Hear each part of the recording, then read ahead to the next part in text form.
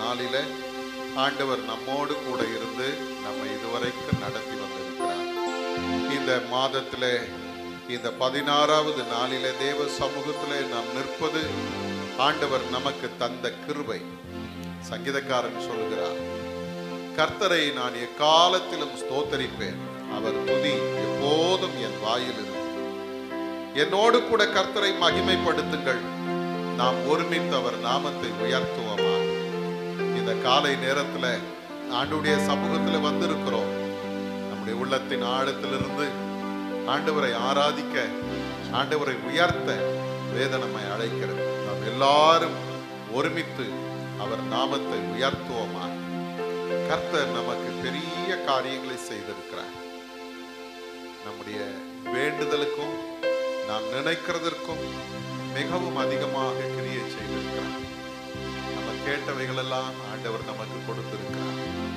நம்முடைய சுகத்தை, நம்முடைய பலனை ஆண்டவர் நமக்கு கூட்டி தந்திருக்கிறார். இந்த நாளிலே தேவன் நமக்கு ஜீவனை கொடுத்திருக்கிறார், பலனை கொடுத்திருக்கிறார், சுகத்தை கொடுத்திருக்கிறார். பிழைத்திரு என்று இந்த நாளிலும் நம்மை வாழ வைத்திருக்கிறார்.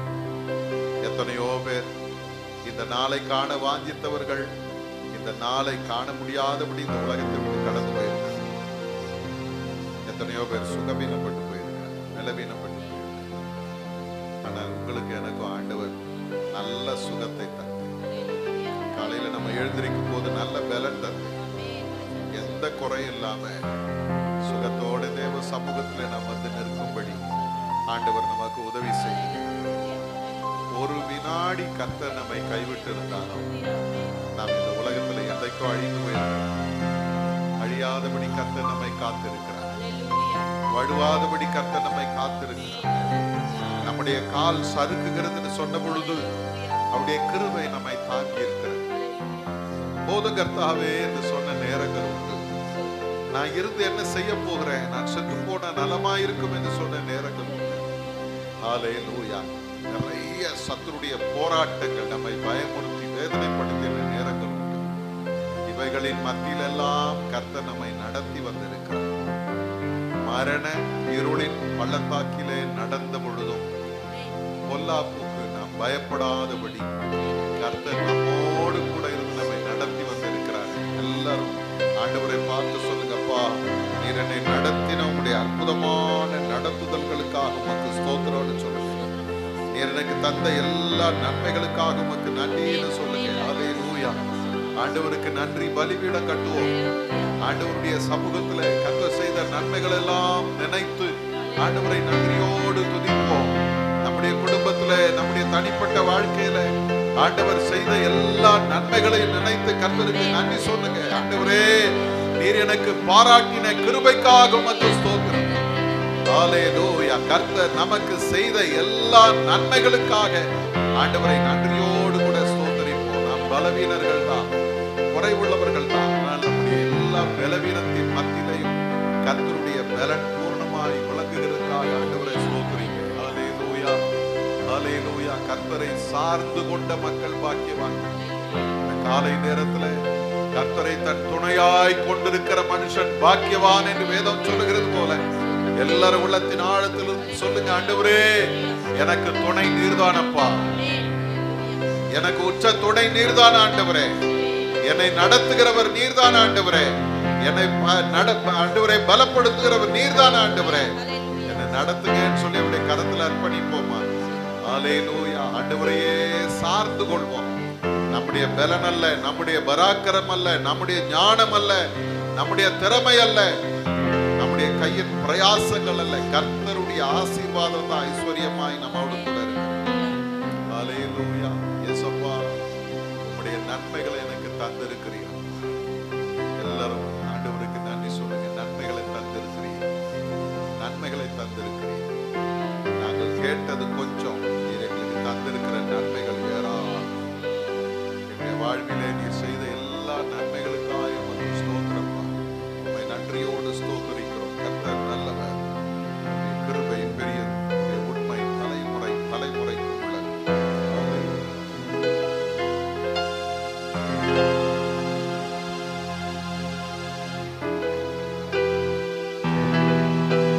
நன்றி பலிபீடம் கட்டுவோம். நல்ல தேவன் நன்மை செய்தார். நன்றி பலிபீடம் கட்டுவோம். நல்ல தேவன் நன்மை செய்தார். செய்த நன்மை ஆயிரங்கள் சொல்லி சொல்லி பாடுவேன். செய்த நன்மை ஆயிரங்கள் சொல்லி சொல்லி பாடுவேன். நன்றி தகப்பனே, நன்மை செய்தீரே.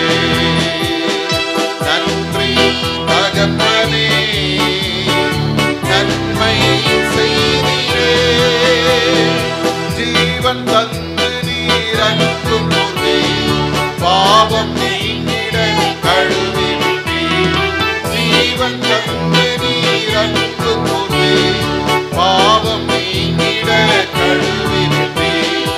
உமக்கு சொந்தமாக பிரித்தெடுத்து உமது ஊழியம் செய்ய வைத்தீர். உமக்கு சொந்தமாக பிரித்தெடுத்து உமது ஊழியம் செய்ய வைத்தீர். நன்றி தகப்பனே, நன்மை செய்தீரே.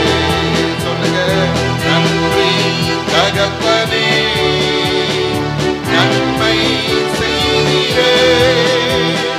பார்க்கும் கண்களை தந்தீரையா, பாடும் உதடுகள் தந்தீரையா. பார்க்கும் கண்களை தந்தீரையா, பாடும் உதடுகள் தந்தீரையா. உழைக்கும் கரங்களை தந்தீரையா, ஓடும் கால்களை தந்தீரையா. உழைக்கும் கரங்களை தந்தீரையா, ஓடும் கால்களை தந்தீரையா. நன்றி தகப்பனே, நன்மை செய்தீரே. அல்லேலூயா. ஆண்டவரே, நீர் செய்த எல்லா நன்மைகளுக்காக உமக்கு நன்றி என்று சொல்லி செய்தீரே. நன்றி தகப்பனே, நன்மை செய்தீரே. நன்றி தகப்பனே, நன்மை செய்தீரே. இருளின் அதிகாரம் அகற்றி விட்டீர். இயேசு அரசுக்குள் சேர்த்து விட்டீர். இருளின் அதிகாரம் அகற்றி விட்டீர். இயேசு அரசுக்குள் சேர்த்து விட்டீர். உமக்கு சொந்தமாய் வாங்கிக் கொண்டு உரிமை சொத்தாக வைத்துக் கொண்டீர். உமக்கு சொந்தமாய் வாங்கிக் கொண்டு உரிமை சொத்தாக வைத்துக் கொண்டீர். நன்றி தகப்பனே, நன்மை செய்தீரே. நன்றி தகப்பனே, நன்மை செய்தீரே. ஏன் எல்லோகே, ஏன் எல்லோகே, ஏன் எல்லோகே உம்மை துதிப்பேன். ஏன் எல்லோகே, ஏன் எல்லோகே, ஏன் எல்லோகே உம்மை துதிப்பேன். உம்மை நம்பி வந்தேன் நான் வெட்கப்படல. உம் தயை என்னை கைவிடல. உம்மை நம்பி வந்தேன் நான் வெட்கப்படல. உம் தயை என்னை கைவிடல. என் கையாய் நான் கடந்து வந்தேன். இரு பரிவாரங்கள் எனக்கு தந்தீர். என் கையாய் நான் கடந்து வந்தேன். இரு பரிவாரங்கள் எனக்கு ஏன் எல்லோகே. தந்தீர். அல்லேலூயா. நாம் ஆராதிக்கிற ஆண்டவர் சர்வ வல்லமை உள்ளவர். எல்லாரும் சொல்லுங்க, ஏன் எல்லோகே, ஏன் எல்லோகே, ஏன் எல்லோகே உம்மை துதிப்பேன். காயப்பட்டு நின்றேன், கண்ணீரில் சென்றேன், கலங்கிட எனக்காக இறங்கி வந்தீர். சொல்லுங்க, காயப்பட்டு நின்றேன், கண்ணீரில் சென்றேன். அல்லேலூயா. நம்ம கலங்கிற நேரங்களில் எல்லாம் கர்த்தர் நமக்காக இறங்கி வந்தாரு. எல்லாரும் கரங்களை உற்சாகமா பாடுங்க. வெட்கப்படாதீங்க. கர்த்தரை மகிமைப்படுத்துவோம். அல்லேலூயா. என்னோடு செய்து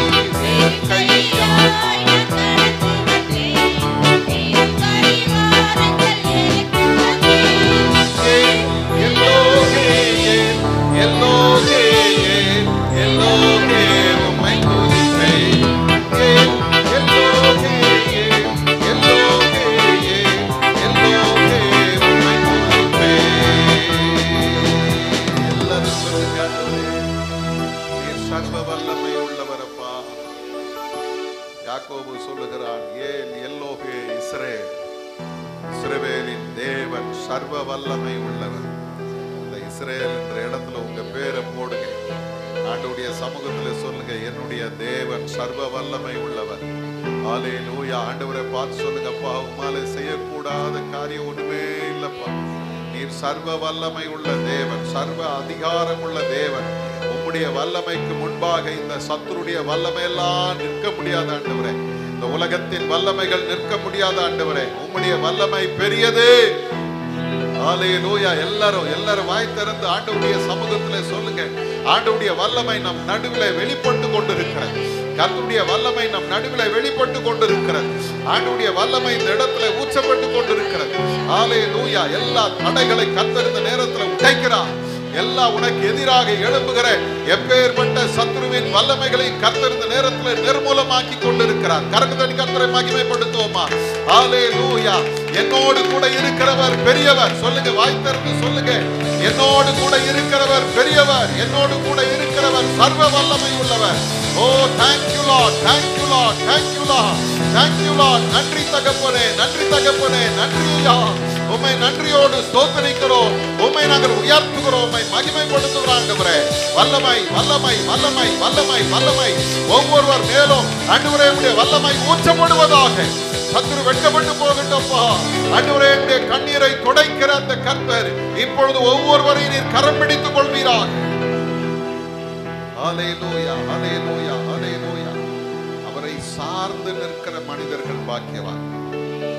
அவரோடு கூட நிற்கிறவர், அவருடைய கரத்தை பிடித்துக் கொண்டு நிற்கிறவர்கள் பாக்கியவான். இந்த காலை நேரத்தில் ஆண்டவருடைய சமூகத்துல சொல்லுங்க, அறிக்கையிடுங்க, ஆண்டவரே உம்மை இல்லாமல் எனக்கு வேற ஒருத்தரும் கிடையாதுப்பா. பரலோகத்துல உம்மை இல்லாமல் எனக்கு யாரும் உண்டு, பூலோகத்துல உம்மை தவிர எனக்கு வேற விருப்பம் இல்லை ஆண்டவரே.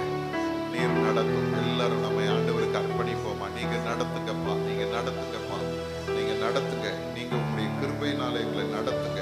உங்களுடைய வல்லமை என்னில ஊற்றுங்க. ஹல்லேலூயா. எல்லா சத்துருவின் கிரியைகளையும் கர்த்தர் மாற்றி கொண்டிருக்கிறார். உங்களுடைய எல்லா பலவீனங்களை கர்த்தர் மாற்றி கொண்டிருக்கிறார். எல்லா பலவீனங்களை கர்த்தர் இந்த நேரத்தில் நிர்மூலமாக்கி கொண்டிருக்கிறார். ஆண்டவருடைய வல்லமை நம் நடுவில் வெளிப்பட்டு கொண்டிருக்கிறது. ஹல்லேலூயா, ஹல்லேலூயா. உச்ச தலையிலிருந்து உள்ளங்கால் வரைக்கும் கர்த்தருடைய வல்லமை இறங்கி கொண்டிருக்கிறது. ஒவ்வொருவர் மேலும் ஒவ்வொருவர் மேலும் ஒவ்வொருவர் மேலும். ஹல்லேலூயா, ஹல்லேலூயா. எல்லா சத்துருவின் கட்டுகளை இந்த நேரத்தில் ஆண்டவர் நிர்மூலமாக்குவீரா? நிர்மூலமாக்குங்கப்பா, நிர்மூலமாக்குங்கப்பா. வல்லமை இறங்கட்டும், வல்லமை இறங்கட்டும், வல்லமை இறங்கட்டும், வல்லமை இறங்கட்டும், வல்லமை இறங்கட்டும். சுகமாக்கு வல்லமை, சுகமாக்கு வல்லமை, சுகமாக்கு வல்லமை. ஹல்லேலூயா, ஹல்லேலூயா, ஹல்லேலூயா, ஹல்லேலூயா. தடைகள் எல்லாம் நீக்குகிற கர்த்தர், தடைகள் எல்லாம் மாற்றுகிற கர்த்தர் இந்த நேரத்தில் எங்கள் மத்தியிலே நீர் வெளிப்படுகிறதுக்காய் ஸ்தோத்திர ஆண்டவரே. எல்லா தடைகளையும் கர்த்தர் மாற்றுகிறதுக்காய் உமக்கு நன்றி ஆண்டவரே. எல்லா தடைகளையும் கர்த்தர் மாற்றுவீராக. ஹல்லேலூயா. உம்மை நோக்கி பார்க்கிறோம்.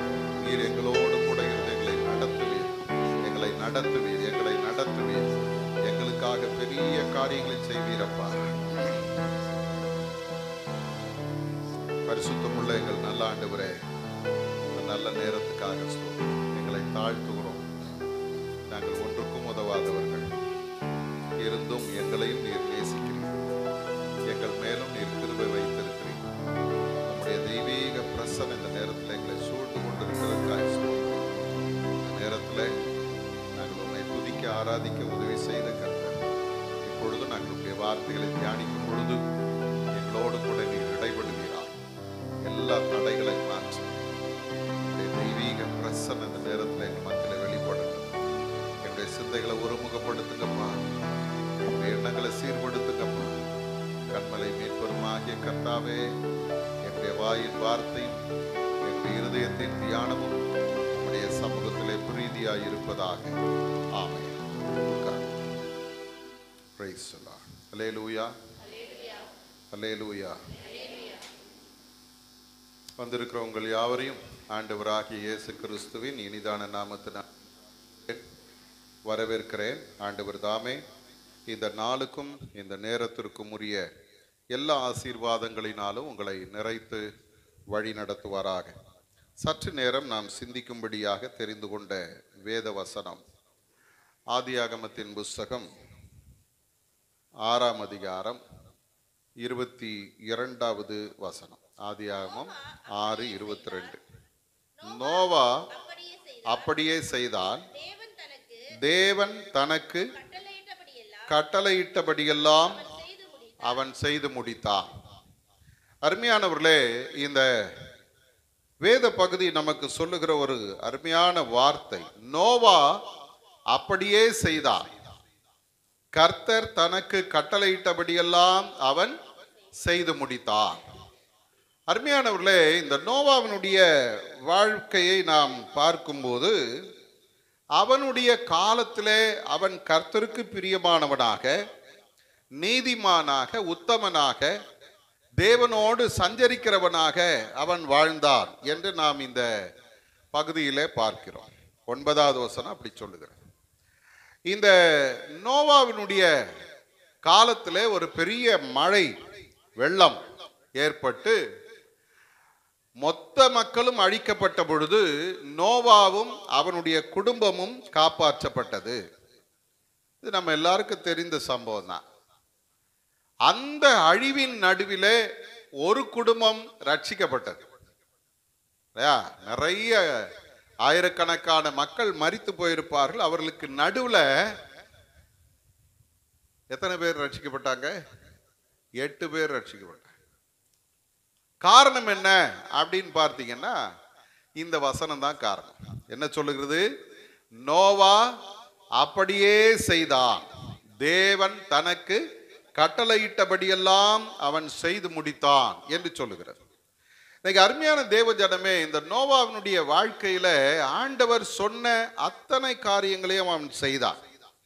ஏன் அப்படின்னு பார்த்தீங்கன்னா எபிரே ஆக்கியோன் அதற்கான ஒரு விளக்கத்தை சொல்றார். எபிரேயர் 11ஆம் அதிகாரத்திலே 7வது வசனத்திலே நாம் பார்க்கும்போது இந்த நோவாவினுடைய வாழ்விலே அவன் ஆண்டவர் சொன்னதெல்லாம் செய்ய காரணம் என்ன என்று சொல்லி அங்கே நாம் பார்க்கிறோம். வாசிங்க பார்க்கலாம். 11:7. விசுவாசத்தினாலே நோவா தன் காலத்திலே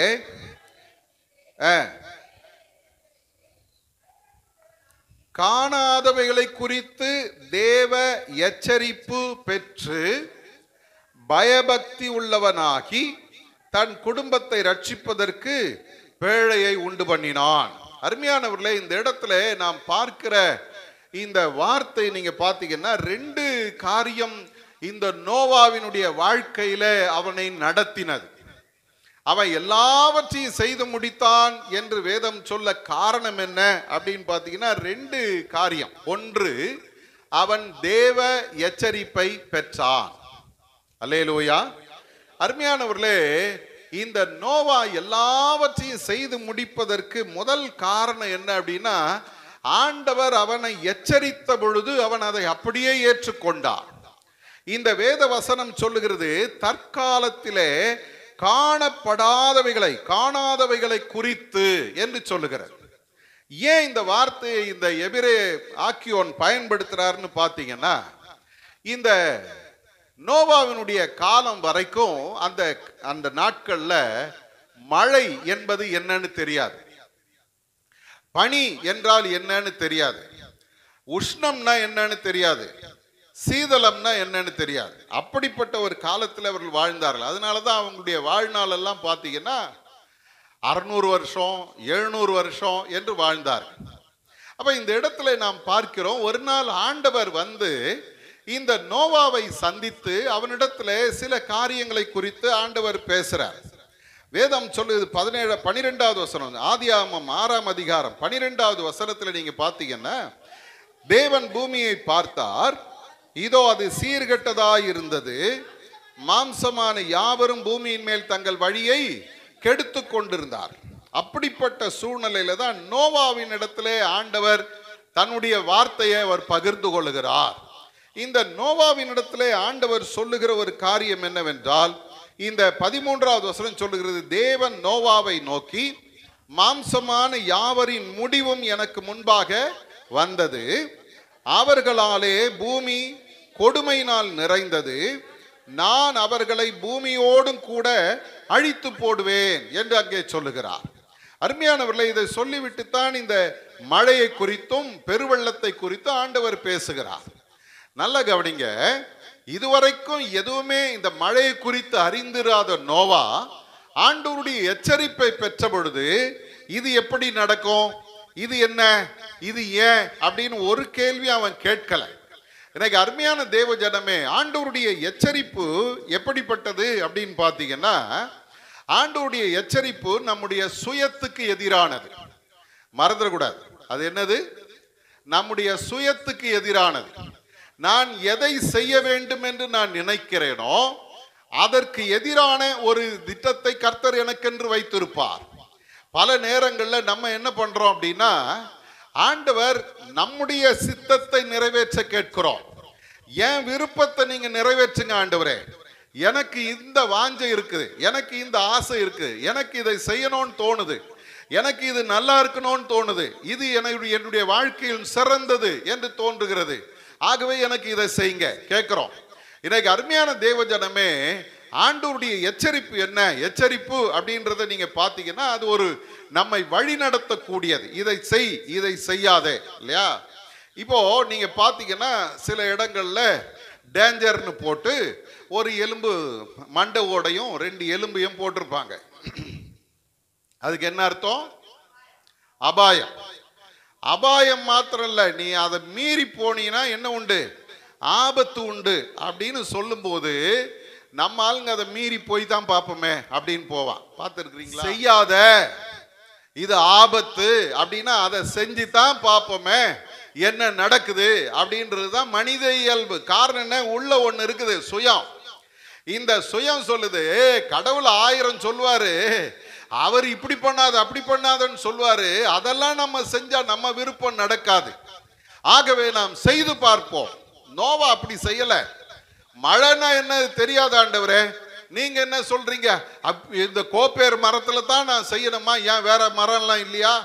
இந்த அளவுல தான் செய்யணுமா? இதோட பெருசா செஞ்சா என்ன, அல்லது இதோட சின்னதா செஞ்சா என்ன? இதுக்கு 2 அடுக்கு தான் வைக்கணுமா? ஏன் நான் 3 அடுக்கு வச்சா என்ன அப்படின்னு அவன் கேட்கல. வேதம் சொல்லுது, கர்த்தர் தனக்கு சொன்ன எல்லாவற்றையும் நோவா செய்து முடித்தான். ஒரு அல்லேலூயா சொல்லுங்க. இந்த காலை நேரத்தில் அருமையான தேவ ஜனமே, எச்சரிப்பு என்பது என்னுடைய சுயத்துக்கு விடப்படுகிற ஒரு சவால். செய்யாத, ஆண்டவர் சொல்றார், இதை செய்யாத, இங்க போகாத, இதை பார்க்காத, இப்படி நடக்காத சொல்லும் போது ஜாக்கிரதையா இருக்கணும். வேதத்திலே பீலையாமை குறித்து நாம் பார்க்கிறோம். என்னாகமத்தின் புஸ்தகம் 22ஆம் அதிகாரத்துடைய கரங்கள் எடுத்து வச்சுங்க. பாலாக் என்கிற ஒரு ராஜா, அவன் என்ன பண்றான்? இந்த இஸ்ரவேல் ஜனங்களை சபிப்பதற்காக பீலையாமை கூலிக்கு அழைக்கிறான். இந்த பீலையாம் இடத்துல வந்து சொல்றாங்க, ஐயா நீ வந்து சபித்தால் அந்த ஜனங்கள் சபிக்கப்பட்டு போவார்கள், ஆகவே நீங்க வந்து இந்த ஜனங்களை சபிக்க வேணும். இந்த பீலையாம் கர்த்தருடைய தீர்க்கதரிசி அல்ல, ஆனா அவன் கர்த்தருடைய பெயரை சொல்ற ஒரு ஆளு. அவன் எல்லா தெய்வத்தையும் வச்சு தீர்க்கதரிசி சொல்றவன். இதுக்கு இடையில ஆண்டவரையும் வைக்கிறான். நீங்க என்னாகமத்தின் புஸ்தகத்தை நல்லா ஆராய்ந்து படிச்சீங்கன்னா இவன் ஆண்டவரை கர்த்தர்னு சொல்லுவான், ஆனால் வேதம் சொல்லும்போது அவனை தேவன் என்று சொல்லும். என்ன பிரச்சனைன்னா, இப்போ இவன் ஆண்டவரிடத்துல போய் கேட்கிறான், நான் போகட்டுமா அப்படின்னு கேட்கும்போது இந்த என்னாகமம் 22ஆம் அதிகாரம் 12வது வசனத்தை நீங்கள் பார்ப்பீர்களானால் ஆண்டவர் பீலையாமுக்கு தன்னுடைய சித்தத்தை வெளிப்படுத்துகிறார். வாசிங்க.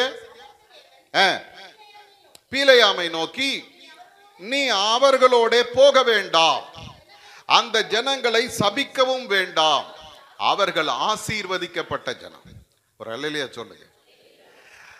பீலையாம் ஆண்டவருடைய சமூகத்துல போய் நின்ற பொழுது ஆண்டவர் சொல்றார், தெளிவா சொல்றார், நீ அவர்களோடு போக வேண்டாம், அந்த ஜனங்களை நீ சபிக்க வேண்டாம், அவர்கள் ஆசீர்வதிக்கப்பட்டவர்கள். இப்ப பாருங்க, இவன் அந்த வார்த்தையை அவர்களிடத்துல சொல்லிட்டான். இப்போ பாலாக்கு திரும்பவும் ஆட்கள் அனுப்புறாரு, நீ வா, உனக்கு நிறைய பொன்னும் வெள்ளியும் நான் தருவேன். அவன் அதிகமான ஒரு பரிசு பொருளை அவனுக்கு சொல்லி அனுப்புறான். இப்போ அவங்க வர்றாங்க, அவங்க வந்து திரும்பவும் இந்த பீலையாம் இடத்துல பேசுறாங்க. பேசும் பொழுது பீலையாமுக்கு இப்ப பாருங்க, இந்த ஆண்டவர் சொன்ன முதல் வார்த்தையை மீறும்படியான ஒரு எண்ணம் வருது. காரணம் என்ன தெரியுமா? தனக்கு நிறைய சொத்து கிடைக்க போகுது, தனக்கு நிறைய ஆசீர்வாதம் கிடைக்க போகுது. ஆகவே அவன் திரும்பவும் அவன் என்ன செய்கிறான் என்று பார்ப்பீர்களானால் 18, 19வது வசனங்கள்ல நாம் பார்க்கும்போது அவன் என்ன பண்றான் தெரியுமா? இந்த ஜனங்க கிட்ட சொல்றான். என்ன சொல்றான்? பிலேயாம் பாலாகின் ஊழியக்காரருக்கு பிரதியுத்தரமாக, பாலாக் எனக்கு தன் வீடு நிறைய வெள்ளியும் பொன்னும் தந்தாலும், சிறிய காரியமானாலும் பெரிய காரியமானாலும் செய்யும் பொருட்டு என் தேவனாகிய கர்த்தரின் கட்டளையை நான் மீறக்கூடாது. ரொம்ப நல்ல மனுஷங்க, கட்டளையை நான் மீறக்கூடாது. ஆனால் அடுத்த வசனம் ஆரம்பிக்குது. என்ன? ஆகிலும், இங்கதான் பிரச்சனையே. நான் ஆண்டவருக்கு பிரியமாய் வாழணும், ஆனாலும் எனக்கு பணம் கிடைக்குது. நான் ஆண்டவருக்கு பிரியமாய் வாழணும், ஆனாலும் ஒரு அழகான ஒரு மனைவி கிடைக்கிறா. நான் ஆண்டவருக்கு பிரியமாய் வாழணும், ஆனாலும் ஒரு அழகான ஒரு கணவன் கிடைக்கிறார். என் விருப்பப்படி ஆண்டவருக்கு பிரியமாய் வாழணும், ஆனா இந்த காரியத்தை செஞ்சா இதுல எனக்கு ஒரு ஆசீர்வாதம் உண்டு நினைக்கிறீங்களா? ஜாக்கிரதை. வேதம் சொல்லுகிறது, இந்த பிலேயாம் இப்ப பாருங்க என்ன சொல்றாரு? ஆண்டவர் போகக்கூடாதுன்னு சொல்லிட்டாரு, அதை நான் மீறக்கூடாது. ஆகிலும் நான் என்ன செய்ய போகிறேன்? கர்த்தர் இனிமேல் எனக்கு என்ன சொல்லுவார் என்பதை நான் அறியும்படிக்கு நீங்களும் இந்த ராத்திரி இங்கே தங்கியிருங்கள் என்றான். போயிடாதீங்க, உட்காருங்க. நான் இன்னைக்கு போய் திரும்ப ஆண்டவர்கிட்ட கேட்கிறேன். நல்லா கவனிங்க. இன்னைக்கு நிறைய நேரங்கள்ல நாம் செய்கிற ஒரு பெரிய தவறு என்ன தெரியுமா? ஆண்டவர் வேண்டாம் என்று சொன்ன அதோட விட்டுணும். அதுக்கு பதிலா திரும்பவும் ஆண்டவர்கிட்ட போயிட்டு, ஆண்டவரே நீங்க இறங்குங்கப்பா, எனக்கு இதுதான் வேணும், எனக்கு இதுதான் பிடிச்சிருக்குது, நல்லா இருக்குது அப்படின்னு சொன்னீங்கன்னா ஒண்ணு தெரிஞ்சுங்க, என் ஆண்டவர் உன்னை தடுக்க மாட்டார். அல்லேலூயா. ரொம்ப நல்லவர் இல்ல? தடுக்க மாட்டார். இவன் போறான், போயிட்டு ஆண்டவர்கிட்ட விசாரிக்கிறான். ஆண்டவர்கிட்ட விசாரிக்கும் பொழுது ஆண்டவருடைய வேதம் என்ன சொல்லு தெரியுமா? 20வது வசனத்தை பாருங்க. இரவிலே தேவன் பிலேயாமினிடத்தில் வந்து, அந்த மனிதர் உன்னை கூப்பிட வந்திருந்தால், ஏன்னா நீ உட்கார வச்சுட்ட, அவங்கள உட்கார வச்சுட்ட, அவங்க உன்னை கூப்பிட வந்திருந்தால் நீ எழுந்து அவர்களோட கூட போ. ஆனாலும் நான் உனக்கு சொல்லும் வார்த்தையின்படி மாத்திரம் நீ செய்ய வேண்டும் என்றார். ஆண்டவர் என்ன சொல்றாரு? நீ போ, நீ போ. நல்லா கவனிங்க. எப்பவுமே 2வது சான்ஸ் எடுத்தீங்கன்னா ஆண்டவர் உங்களை அனுமதிப்பார். முதல் சான்ஸ் நோ அப்படின்னு வந்ததுன்னா அதோட தூக்கி போட்டுடணும். 2வது போய் உட்கார்ந்தீங்கன்னா ஆண்டவர் என்ன பண்ணுவார் தெரியுமா? சரி செய் அப்படின்னு விட்டுருவார். நம்ம நினைப்போம், ஐயோ பரவாயில்ல, ஆண்டவர் எனக்கு ஓகே சொல்லிட்டாரு. ஆனா ஜாக்கிரதை, நடக்கிறது என்ன தெரியுமா? அடுத்த 22வது வசனத்தை வாசிங்க. வேதம் என்ன சொல்லுது? அவன் போகிறதுனாலே தேவனுக்கு கோபம் உண்டது. நல்லா கவனிங்க. போன்னு சொன்னவர் தானே.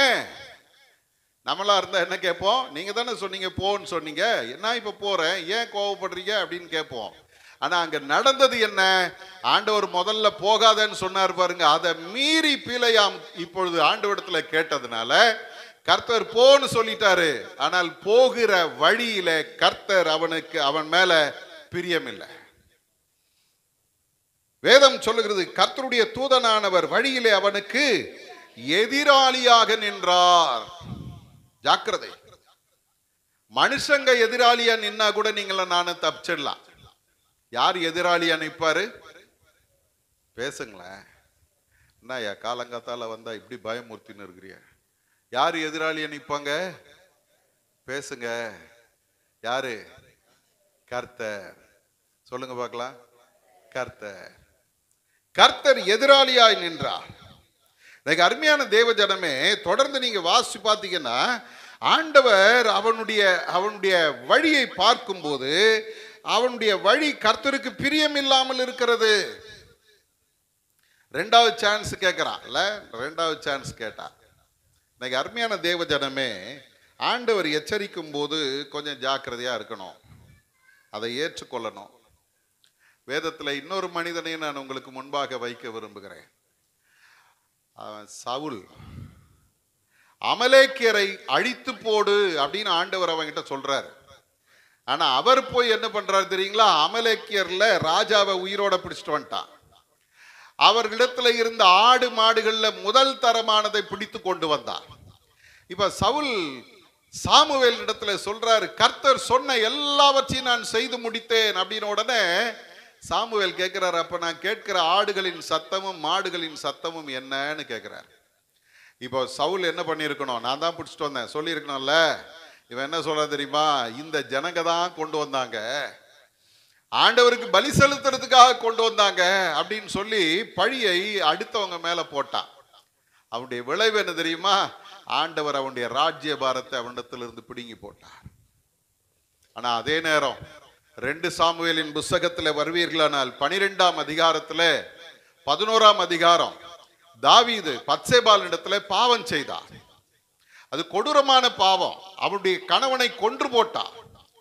இப்படிப்பட்ட பாவம் செய்த இந்த தாவீதை நாத்தான் எச்சரிக்கிறார். 9வது வசனத்தை வாசிங்க பார்க்கலாம். 2 சாமுவேல் 12:9. 2 சாமுவேல் 12:9.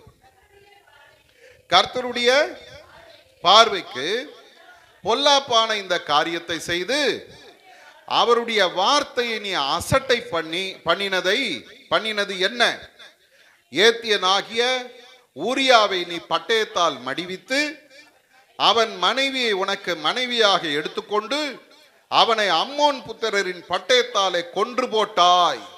ஆண்டவர் டைரக்டா தாவீதினிடத்துல பேசுறாரு, நீ இந்த மாதிரி செஞ்சிட்டப்பா.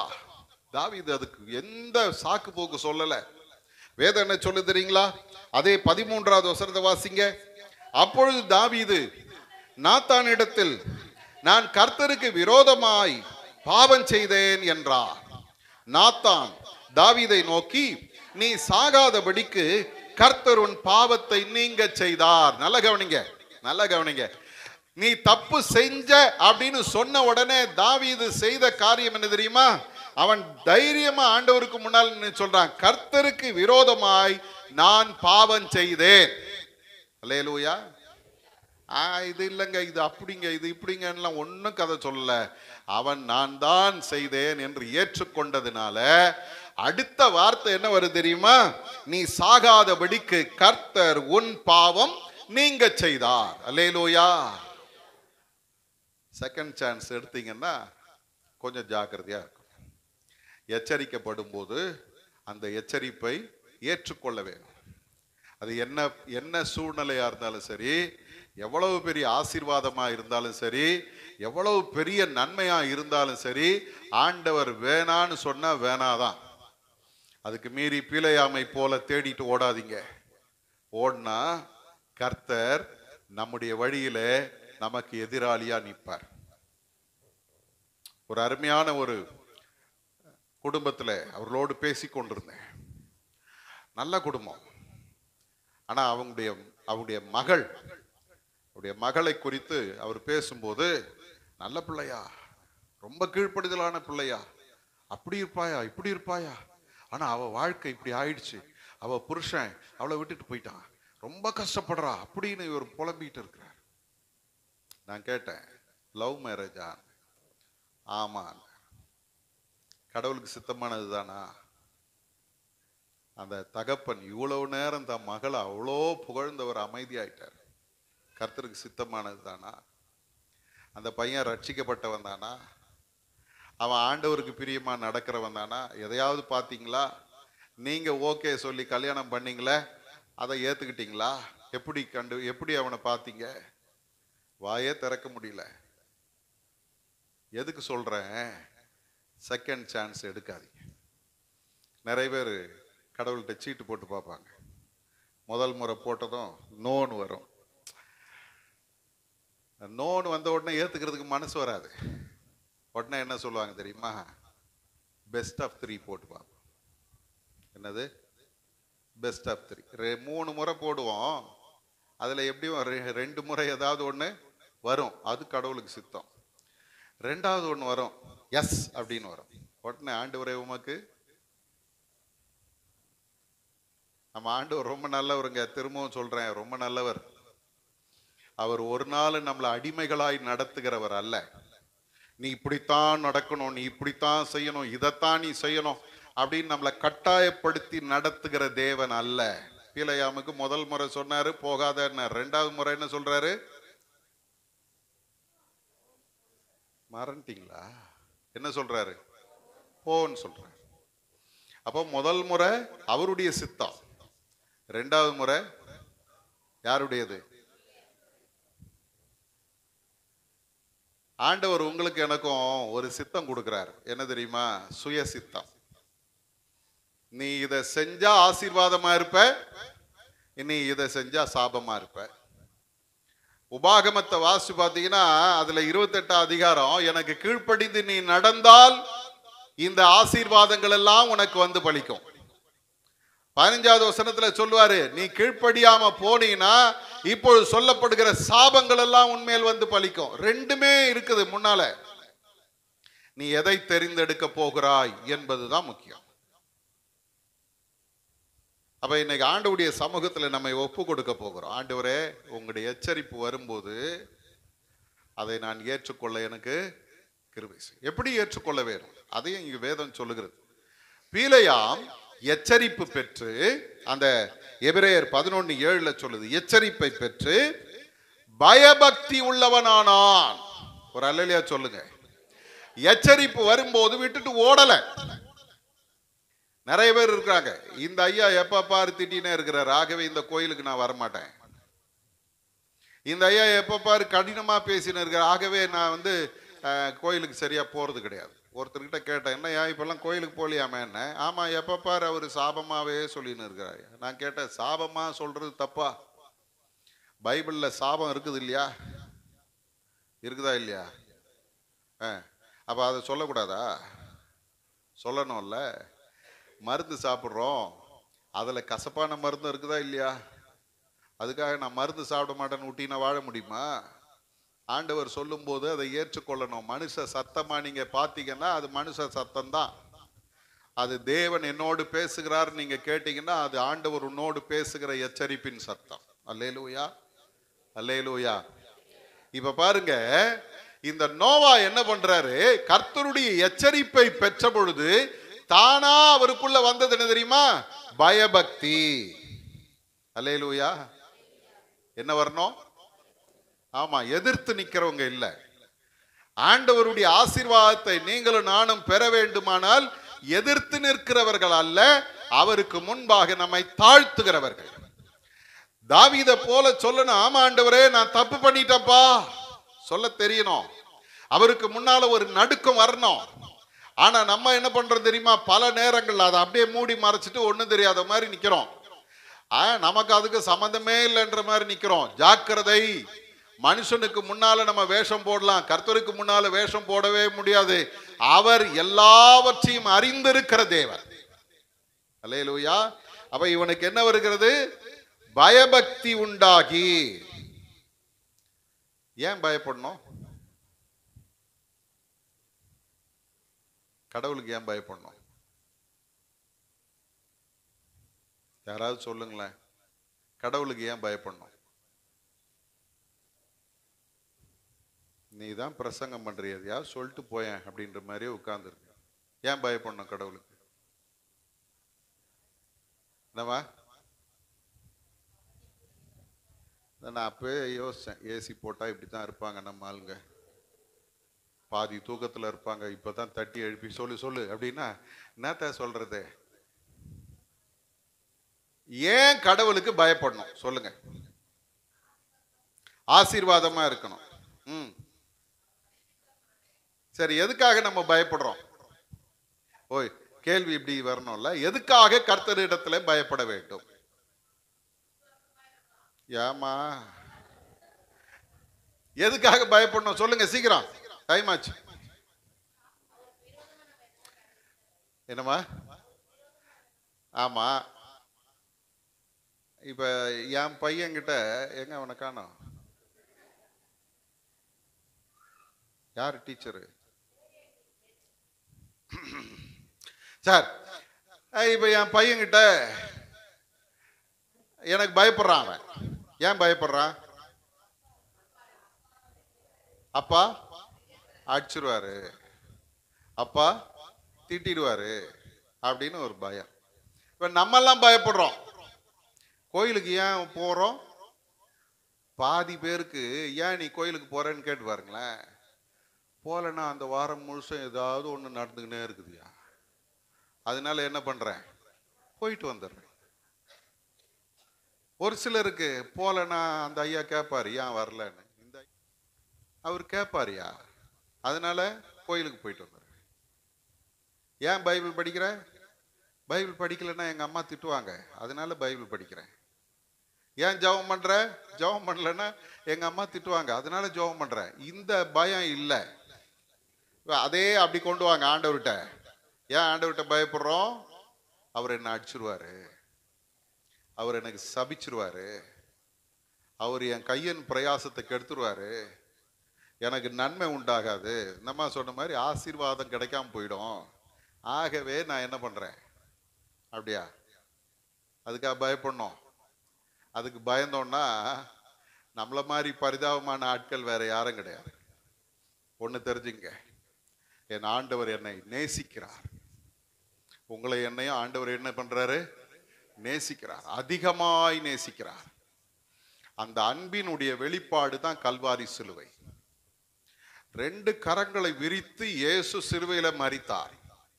அவர் இன்னைக்கு உங்களை என்னையும் பார்த்து சொல்றார், மகனே மகளை இவ்வளவாய் உன்னிடத்தில் அன்பு கூர்ந்தேன். ஒரு அல்லேலூயா சொல்லுங்க. எவ்வளவாய்? 2 கரங்களை விரித்து சிலுவையில் மரித்து இவ்வளவாய் உன்னிடத்தில் அன்பு கூர்ந்தேன் என்று ஒவ்வொரு நாளும் ஆண்டவர் உங்களுக்கு எனக்கு சொல்றாரு. அப்போ அவர் என்னிடத்துல அதிகமாய் அன்பு கூர்ந்திருக்கிறார். அல்லேலூயா. இவ அந்த அன்பு கூர்ந்த ஆண்டவர் நம்மிடத்துல எதிர்பார்க்கிறது என்ன தெரியுமா? அந்த அன்பை நீங்களும் நானும் அவருக்கு திரும்ப தரணும். அல்லேலூயா, அல்லேலூயா. உயிர்த்தெழுந்த இயேசு பேதுருவிடத்துல வந்து கேட்கிறார், அப்பா இவர்கள் எல்லாரிலும் நீ என்னிடத்தில் அன்பாயிருக்கிறாயா? ஆண்டவர் கேட்ட அன்பு எப்படிப்பட்ட அன்பு தெரியுமா? அகாப்பே அப்படின்ற ஒரு அன்பு. அகாப்பே என்ற அன்பு என்ன தெரியுமா? எந்த பிரதிபலனும் எதிர்பாராமல் கர்த்தரிடத்துல அன்பு கூறுவது. என்னை ஆசீர்வதிப்பார்ன்றதுக்காக நான் அவரிடத்துல அன்பு கூறல, அல்லது ஆண்டவர் எனக்கு இந்த நன்மையை தருவார் அந்த நன்மையை தருவார் அப்படின்றதுக்காக நான் ஆண்டவரிடத்துல அன்பு கூறல. நான் நல்லா இருந்தாலும் கெட்டு போனாலும் ஆண்டவரே என்னை நேசித்த உம்மை நான் நேசிக்கிறேன்னு சொல்ற அந்த அன்பை பேதுருவிடத்துல கர்த்தர் கேட்கிறார். ஆனா பேதுரு சொன்ன அன்பு என்ன தெரியுமா? பிலியோ, உலக பிரகாரமான ஒரு அன்பு. எனக்கு நன்மை செஞ்சியா நான் உன்னை நேசிக்கிறேன், என்னை ஆசீர்வதிச்சியா நான் உண்மை நேசிக்கிறேன். அப்போ ஆண்டவர் எதிர்பார்க்கிற அன்பு எப்படிப்பட்டது? நான் எப்படி உனக்கு தியாகமாய் அன்பு கூர்ந்தேனோ அதே போல நீ என்னிடத்துல தியாகமாய் அன்பு கூற வேண்டும் என்று கர்த்தர் எதிர்பார்க்கும் போது பேதுரு என்ன சொல்றாரு தெரியுமா? அதெல்லாம் நம்மளால முடியாத ஆண்டவரே, நான் எப்படி அன்பு கூறுவேன் தெரியுமா? நீங்க என்ன ஆசீர்வதிச்சீங்கன்னா நான் அன்பு கூறுவேன், நான் நல்லா இருந்தேன்னா உமக்கு அன்பு உம்மிடத்துல அன்பு கூறுவேன். இல்ல, நான் ஆசீர்வாதமா உட்கார்ந்து இருக்கும் போது அன்பு கூறுவேன் இன்னும் அதிகமாயின்னு. எங்க மியூசிக் ஒன்றும் காணோம். அப்படியே துள்ளி குதிச்சியா கொஞ்சம் எங்கேயாவது பிரச்சனை வந்துச்சுன்னா போப்பா, ஆண்டவர் எனக்கு என்னன்னு செஞ்சாரு, நான் எவ்வளோ ஜெபம் பண்ணேன், எனக்கு ஆண்டவர் எந்த நன்மையுமே செய்யல, ஏன் நான் கோயிலுக்கு வரணும், என்ன பண்ணிட்டார் அவர் எனக்கு கேட்குறோம்ல. அப்ப அந்த அன்பு எப்படிப்பட்டது? ஆண்டவர் நேசித்த அன்பு பிரதிபலன் எதிர்பாராத அன்பு. நான் ஆண்டவர்கிட்ட காமிக்கிற அன்பு ஏதோ எதிர்பார்த்து ஆண்டவரிடத்துல அன்பு கூறுகிறேன். 2வது முறை ஆண்டவர் கேட்கிறாரப்பா நீ என்னிடத்தில் அன்பா இருக்கிறாயா? திரும்பவும் பேதுரு சொல்றான், ஆமா ஆண்டவரே நான் உம்மை நேசிக்கிறேன். நடந்தது என்ன தெரியுமா? 3வது ஆண்டவர் கேட்கிறாரு, அந்த அர்த்தம் வேற. ஆண்டவர் அவனை பார்த்து கேட்கிறாரு, நீ உண்மையிலேயே இவ்வளவு தான் அன்பு வச்சிருக்கிறியா என் மேல? இப்பதான் பேதுருடைய உள்ளம் உடைகிறது. அவன் வேதனையோட சொல்ற, ஆண்டவரே நீர் என்னை அறிந்திருக்கிறீர். அல்லேலூயா, அல்லேலூயா. நீர் என்னை அறிந்திருக்கிறீர். என்கிட்ட குறை இருக்கு சாமி, அன்பு கூறுதலை நான் குறைவுபட்டு இருக்கிறேன். உம்மிடத்துல அன்பு கூறுகிறதை விட்டுட்டு உலகத்தின் மேல அன்பு கூர்ந்திருக்கிறேன். உலகத்தின் மனிதரிடத்துல அன்பு கூர்ந்திருக்கிறேன். உலகத்தின் காரியங்கள் அன்பு கூர்ந்திருக்கிறேன். கொஞ்ச நாள் ஆண்டவரை காணாம போனா உடனே மீன் பிடிக்க கிளம்பிட்டார்ல, அப்படிப்பட்ட அன்பு தான் பேதுருடைய அன்பு. ஆனா நீங்க வேதத்தை வாசிச்சு பாருங்க, இந்த பேதுருவை ஆண்டவர் அந்த அந்த அன்பில கட்டி எழுப்புறாரு. அதன் பிறகு நீங்க பாத்தீங்கன்னா திருச்சபையினுடைய அஸ்திபாரமாக பேதுருவை கர்த்தர் மாற்றினார். அல்லேலூயா. பயம் வேணும், பக்தி வேணும். என்னை நேசிக்கிற அந்த ஆண்டவர் ஒரு நாளும் மன நொந்து போயிடக்கூடாது. என்னுடைய பேச்சில, என்னுடைய நடக்கையில, என்னுடைய செயல்களில, என்னுடைய சிந்தையில காணப்படுகிற எந்த காரியமும் என் ஆண்டவரை வேதனைப்படுத்திடக்கூடாது, நான் நேசிக்கிற என் தேவனை வேதனைப்படுத்திடக்கூடாதுன்ற ஒரு எண்ணம் வருது பாருங்க, அதுக்கு பேர் தான் பயம். அல்லேலூயா, அல்லேலூயா. ஃப்ரெண்டு மனம் கோடக்கூடாதுன்னு நம்ம அவங்களுக்கு பிரியப்படுத்துறதுக்கு எவ்வளோ காரியங்களை செய்யறோம்ல. ஆண்டவர் மனம் கோணக்கூடாதுன்னு நம்ம என்னைக்காவது யோசிச்சிருக்கிறோமா? அவருக்கு பயந்து நடந்தால் அதுதான் ஆசீர்வாதம். அல்லேலூயா. நீதிமொழிகள் 14:27 வாசி பாருங்க. கர்த்தருக்கு பயப்படுதல் ஜீவ ஊற்று, அதனால் மரண கண்ணிகளுக்கு தப்பலாம். நல்லா கவனிங்க, குறிச்சு வச்சுங்க அந்த வசனத்தை.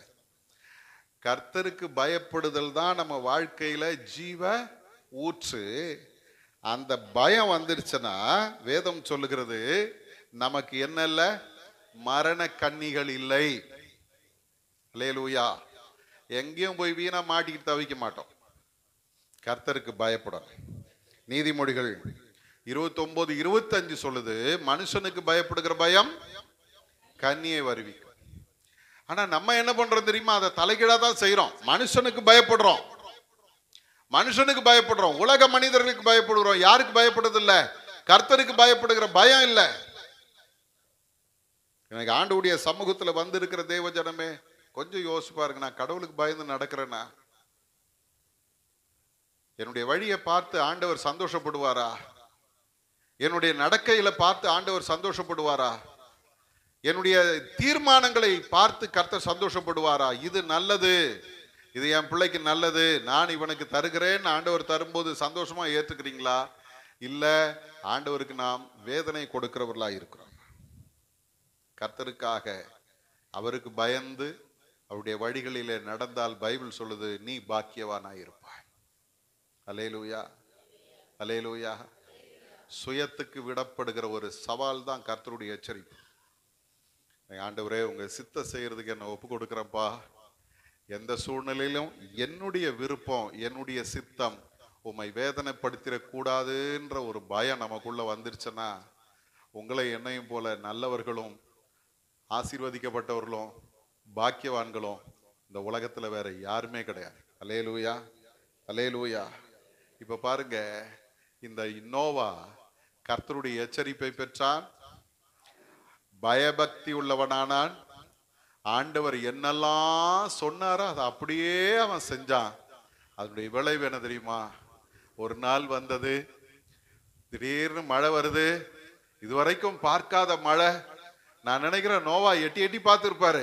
என்னடா இது புதுசா இருக்குது, வானத்துல இருந்து தண்ணி ஊத்துதே அப்படின்னு எட்டி எட்டி பார்த்துருப்பாரு. ஆண்டவர் நோவாவை பேழைக்குள் வைத்து பூட்டினார். வெளியே சத்தம் கேக்குது, தட்டுறாங்க, தட தட தட தடான்னு தட்டுறாங்க. மாமா, என்ன மறந்துட்டிய மாமா, நான் வெளியே நிக்கிறேன், கொஞ்சம் கதவு தர. நோவாவுக்கு கொஞ்சம் ஆசை இருந்திருக்கலாம், அதனால தான் ஆண்டவர் பூட்டினார்.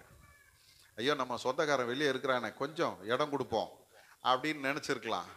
நம்ம பக்கத்துல இருந்து, ஐயா நான் உன் பக்கத்து வீட்டுக்காரன் வந்து இருக்கிறையா, கொஞ்சம் கதவு தோற கேட்டிருக்கோம். ஒன்னும் இப்ப நோவாவால ஒன்னும் முடியல. கொஞ்சம் கொஞ்சமா அந்த ஜனங்களுடைய சத்தம் அடங்கி போனது. அத்தனை பேரும் அழிஞ்சாங்க. ஆனா ஒரு 8 பேர் உயிரோடு காக்கப்பட்டார். அல்லேலூயா. ஆண்டவருடைய வேதம் சொல்லுகிறது, நோவா அவன் குடும்பம் காக்கப்பட்டது. ஏன் தெரியுமா? பைபிள் சொல்லுது, எச்சரிப்பை கேட்டு பயபக்தி உள்ளவனாகி கர்த்தர் தனக்கு சொன்னதையெல்லாம் அவன் செய்தான். அல்லேலூயா. எல்லாரும் அப்படியே தலைகளை தாழ்த்தி ஆண்டவருடைய சமூகத்துல ஒரு நிமிடம், ஆண்டவரே உம்முடைய எச்சரிப்பை நான் பெறும்போது எனக்குள்ள உமக்கு பயப்படுகிற பயம் வரட்டும் ஆண்டவரே, இந்த பக்தி வரட்டும் ஆண்டவரே.